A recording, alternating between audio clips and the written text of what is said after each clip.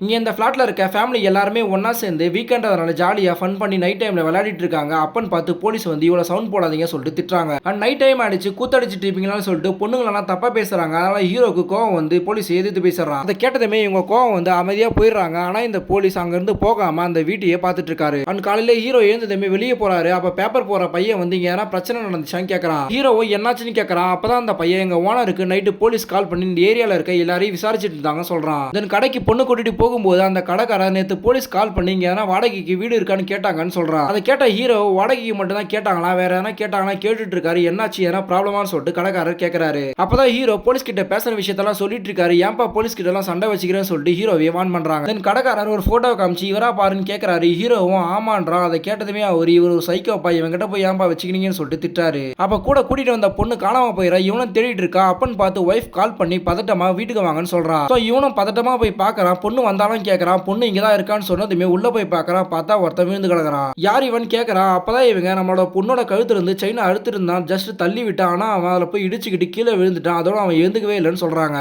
ஹீரோவும் போய் செக் பண்ணி பார்க்கறான். பார்த்தா அவன் இறந்து போயிட்டு இருக்கா. அதை கேட்ட இந்த பொண்ணுமே ரொம்ப ஷாக் ஆகி ஃபீல் பண்ணி அழுகுறா.